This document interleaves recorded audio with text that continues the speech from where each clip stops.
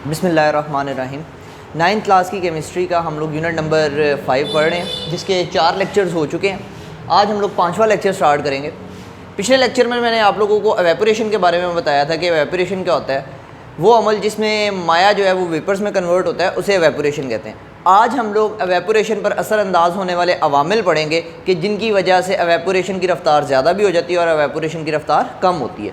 सबसे पहले जो एवेपोरेशन पर असरअंदाज होने वाले फैक्टर्स हैं, उनमें सबसे पहले है सरफेस एरिया यानी सतही रकबा, दूसरे नंबर पे टेम्परेचर यानी दर्जा हरारत, और तीसरे नंबर पे इंटरमोलिकुलर फोर्सेस जो उनके दरमियान पाई जाती हैं। तो सबसे पहले हम लोग सतही रकबा को डिस्कस करते हैं यानी सरफेस एरिया। तो किसी चीज़ का सतही रकबा जितना ज़्यादा होगा वहाँ पर एवेपोरेशन की रफ़्तार उतनी ही ज़्यादा होगी। इसकी एग्जांपल हम लोग लेते हैं कि जब एक चाय जो है उसको कप में रखा जाता है तो वो जल्दी ठंडी नहीं होती।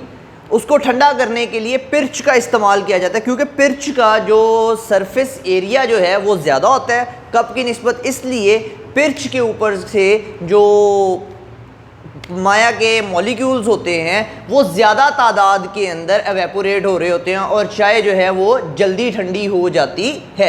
इसी तरह एक और एग्जांपल लेते हैं। अगर हम लोग एक बाल्टी के अंदर पानी लें और एक तालाब के अंदर पानी लें तो बाल्टी की निस्बत तालाब जो है वहाँ पर एवेपोरेशन की रफ़्तार ज़्यादा होगी, क्योंकि वहाँ पर जो तालाब है उसका सरफेस एरिया जो है वो ज़्यादा है जबकि बाल्टी का सरफेस एरिया कम है। दूसरे नंबर पर जो एवेपोरेशन पर असरअंदाज होने वाला फैक्टर है वो है टेम्परेचर।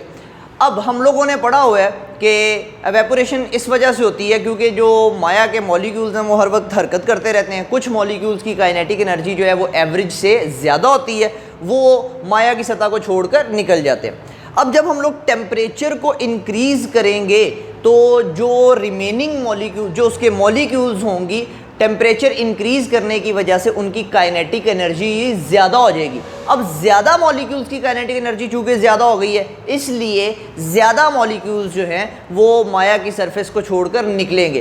तो इस तरह जो टेम्परेचर है उसको बढ़ाने से जो एवेपोरेशन है उसकी रफ़्तार ज़्यादा हो जाती है। इसकी एक एग्जांपल हम लोग लेते हैं कि गर्मियों में जो कपड़े हैं वो जल्दी सूख जाते हैं, गीले कपड़े जो हैं वो जल्दी सूख जाते हैं, जबकि सर्दियों में नहीं सूखते, क्योंकि जो गर्मियाँ होती हैं उनमें टेम्परेचर ज़्यादा होता है और जो गीले कपड़े होते हैं उनमें से जो माया के मॉलिक्यूल्स होते हैं यानी पानी जो होता है वो जल्दी एवेपोरेट होकर हवा में शामिल हो जाता है।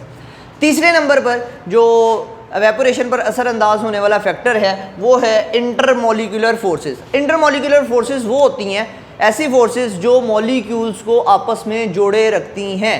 अब जितनी इंटरमोलिकुलर फोर्सेस ताकतवर होंगी उतना ही उनको तोड़ने के लिए, उनको अलग करने के लिए ज़्यादा एनर्जी की ज़रूरत होगी। तो इसका मतलब ये हुआ कि जितनी इंटरमोलिकुलर फोर्सेस ज़्यादा होंगी वहाँ पर एवेपोरेशन की रफ़्तार उतनी ही कम हो जाएगी, और जहाँ पर इंटरमोलिकुलर फोर्सेस कमज़ोर होंगी वहाँ पर जो एवेपोरेशन की रफ़्तार है वो ज़्यादा हो जाएगी। इसकी एग्जांपल लेते हैं कि जो पानी होता है वो कम एवेपोरेट होता है बनिस्बत पेट्रोल के। पेट्रोल जो होता है उसके अंदर इंटरमोलिकुलर फोर्सेस जो होती हैं वो कमज़ोर होती हैं, जबकि पानी के अंदर इंटरमोलिकुलर फोर्सेस जो होती हैं वो ताकतवर होती हैं। अगर हम यहाँ पर अपनी हथेली के ऊपर 2-3 कतरे पेट्रोल के लें तो वो फ़ौरन एवेपोरेट हो जाते हैं। क्यों? क्योंकि उनकी इंटरमोलिकुलर फोर्सेस कमज़ोर हैं। अगर हम लोग पानी के चंद कतरे लें तो उन चंद कतरों को एवेपोरेट होने में ज़्यादा टाइम लगेगा।